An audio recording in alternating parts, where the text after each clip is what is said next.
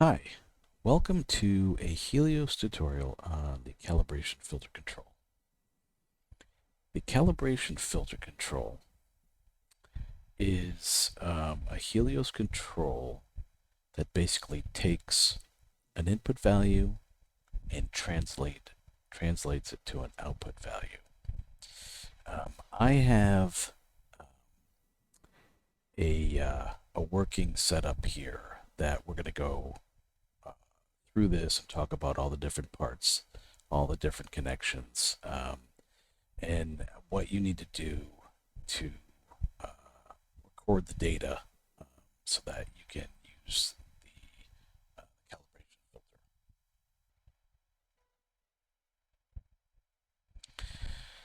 So here on my main screen, I have basically four different components.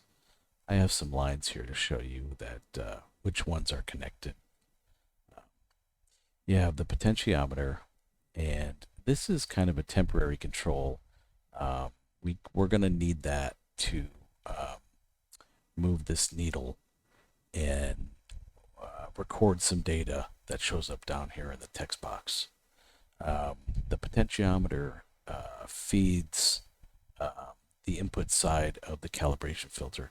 This is the calibration filter control, right? It's this little squiggly line. Looks like a graph, right? So yeah, so the potentiometer is going to feed the input side of the calibration filter. The calibration filter is going to in turn send values to both the input side of this gauge and also the input side of this text display. So how we configure this. So these are the four different pieces, and how we set this up. Um, we'll start with, I guess we'll start with the gauge, right? The gauge has an input side, as we can see in the bindings tab here, right? We're on the input side for the gauge. There's the set value, and the set value here is to trigger value when output valve or output value on calibration filter RPM changes. Now, where did I get that from?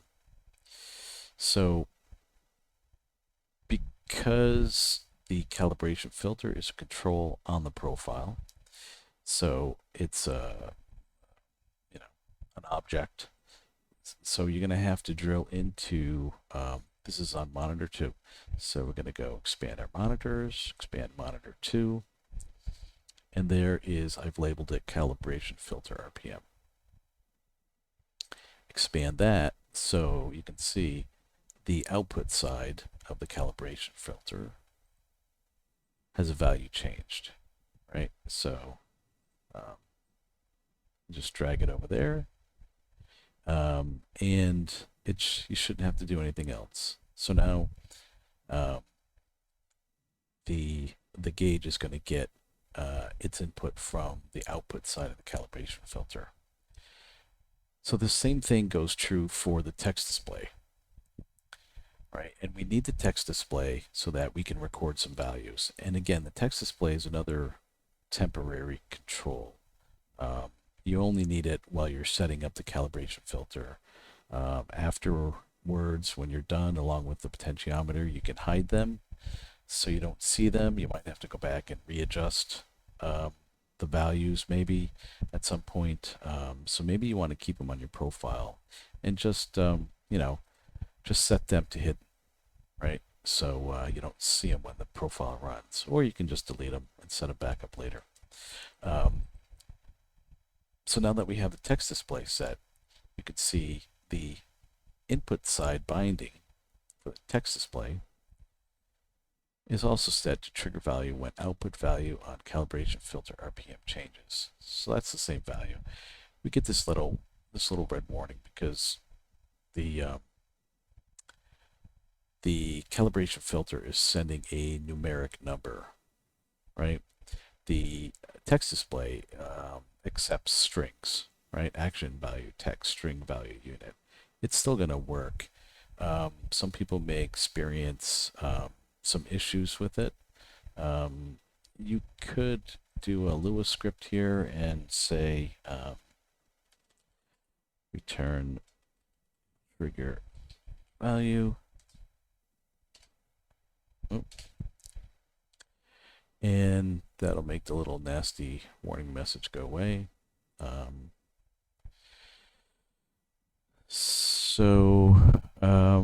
Yeah. So that's what you'd have to do to set the text display. Now,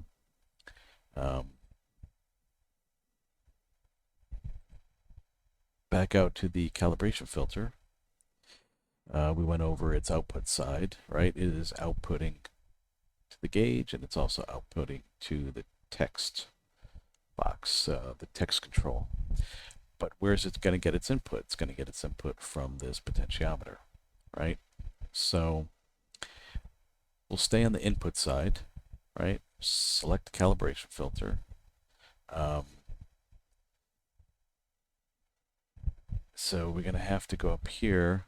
Right now, it's set to trigger value when engine RPM on Falcon changes. So this profile I had initially set up.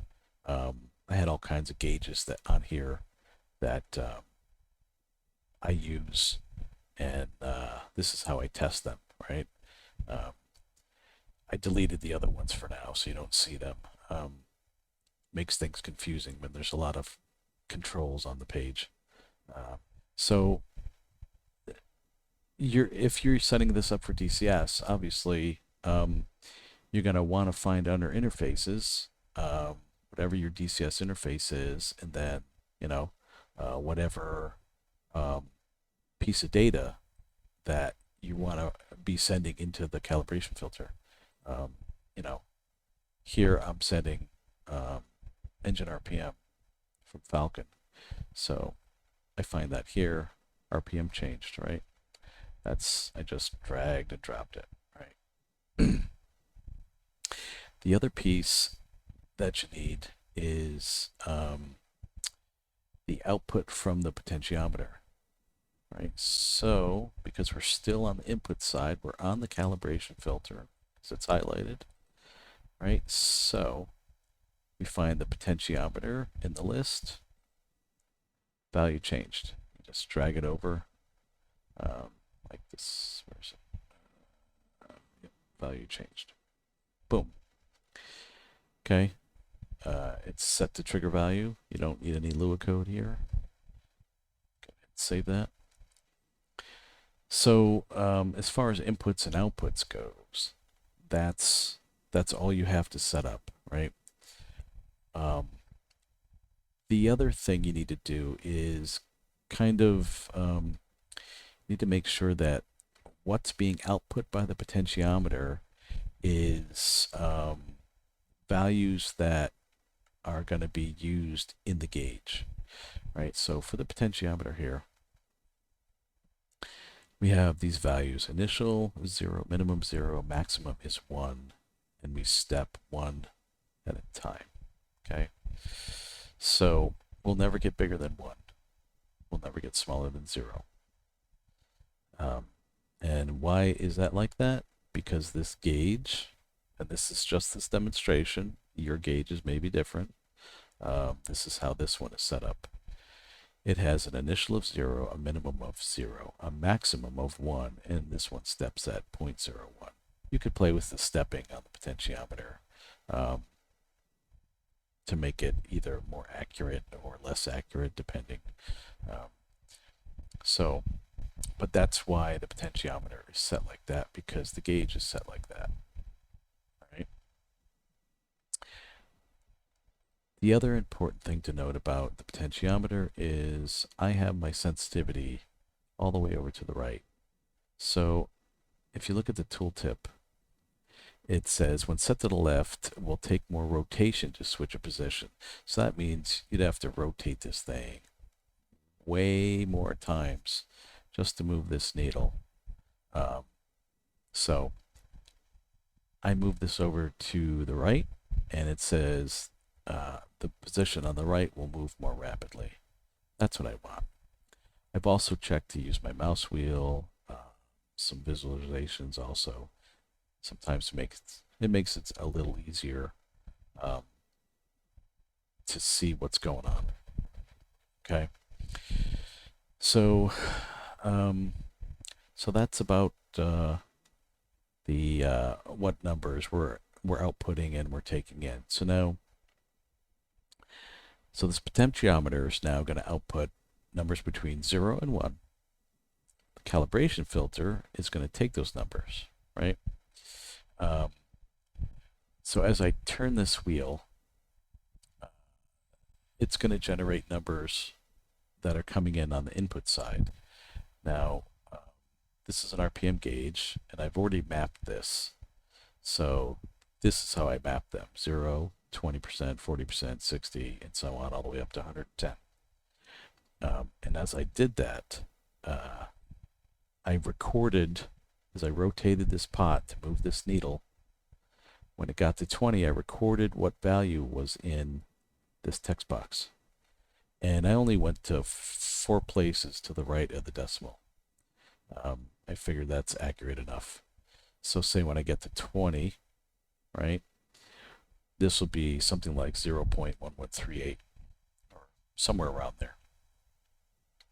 And then for 40 and 60 and then 70 and 80. So those numbers, the numbers you're recording here, you're putting on the output side. You're putting on the output side that lines up with whatever the input number is, right? Whatever, you could have done 5, 15, 25, doesn't really matter. It'll still work. It just all a matter of how you want to do it. I mean, visually, this gauge, has, all these different numbers. So it just makes sense that, I set up the input side based on the numbers that are on the gauge. And these numbers are also numbers that, for me, and I'm using Falcon BMS, these numbers get outputted by Falcon BMS like this. So again, your numbers may change based upon what values are coming out of your data source for this particular gauge, or which are going to get fed into the filter. So just keep that in mind. Unless you're setting this up for BMS, then these would be the numbers for the particular engine that has 110% RPM gauge. All right, so what else do we have to cover? The calibration filter, its behavior. It can also output different unit types, different types of numbers, right? We're just using numeric. With moving these gauges and stuff, that seems to be the most easiest. You can use this you can use this calibration filter for a lot of other things. Translating data, right? It's going to translate input and to an output. So I'm sure there's going to be somebody out there that figures a way to use this for something else. But if you select the box here, there's all kinds of different unit types. These are all the ones that Helios will automatically recognize. Like I said, for the sake of this demonstration and this setup that I have, I'm using output unit numeric. All right, so I guess we're going to come to the point where I'm going to do a demonstration. And I guess what I'll do is, you see this line right here, right? There's a solid area right after the 60. This is I think this is 64 RPM. So what I'm going to do, I am going to add another row here to put some numbers in. So I'm going to click the I guess I got to click the plus sign at the end here. I don't know why it doesn't work up there. I guess that's a bug. So it added a row right after 100, And now it tries to extrapolate what that number might be. We want it to be 64, right? And so I hit 64 and enter. Once you hit the tab key to move over to the next column, or if you click in the next column, it's going to resort this table, right? So now you see 64 is underneath 60, and it's also going to try to extrapolate that 64 is going to occur at 0.92665. So let's see how close it is when we do this little test.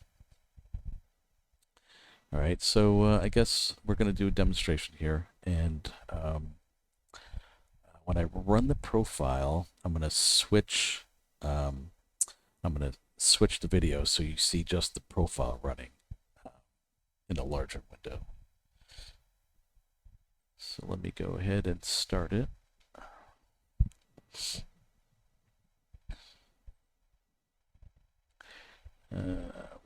Calibration filter demo. All right.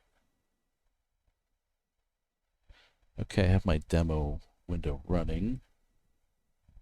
All right, so this is my demo window.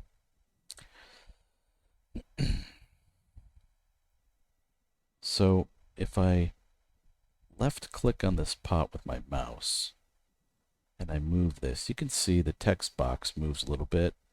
And if you also look at the needle's moving. The faster I rotate this, the faster the needle moves, right? So I want to get all the way down here to 64, and that's a lot of rotations. I can use the mouse wheel, and if you scroll with the mouse wheel while your mouse is over the knob, the needle will move much faster. Right, so I'm just scrolling with the mouse wheel until I get to this number. Once I get close, I can kind of fine tune it. Right, and let's see. I mean, that looks pretty good to me. Now, if we look back at the main screen here, we can see that for 64, it said it was 0.92665. That's what it thinks that number should be, which I think that's probably based on the 105. Yeah. So I'm going to take this number, 0.3809, okay, because that's where I want that needle to line up when that value comes through the calibration filter. Okay, so I'm going to get rid of this number, and it's 38097. Well, actually, I just need to go as 3809, which looks about right, because 60 is 3459, right? And 70 is 4382. So that's probably right. So, you know, if you have to fill out this whole row, obviously the first time, you're going to have to move these needles to each little point, right? You're going to have to move it to, like if you were setting up this gauge, you'd move it to 20. You would record this number in, you would record that number in the 20 row, right? You would record it for the output. Then you'd go back. You'd move it to 40. Do the same thing. You take this number for 40, you would record it over here, and so on until you fill out the whole table, right? Now, because these numbers are based on a minimum value of 0 and a maximum of 1, that means your first output row, the output's going to be 0. Your last one is going to be 1, right? So if we go back to the profile and we scroll all the way up to 110, you could see 110 is equal to 1, right? And then if I scroll all the way back to 0, the text display will show 0. Okay, so that's what's happening. It's translating all those numbers coming in, and then it's translating them to these smaller numbers. And I think I've shown all the pieces I missed last time when I did this demo video. So this is the second time I'm doing the video. I'm not going to run BMS to show you this gauge working, because then I'd have to figure out how to show you that gauge next to the one in BMS. But this method does work. Just remember, when you're assigning your values from control to control, you're going to find those over here under either input or output. You're going to find them under monitor, monitor 2, and then the name of the control. And then just remember that the min and max numbers, you should match them up with whatever min and max numbers for the gauge. It just makes things much easier. And that's about it. That's all I have for this video. Thank you for watching my Helios tutorial on calibration filter control. Have a great day.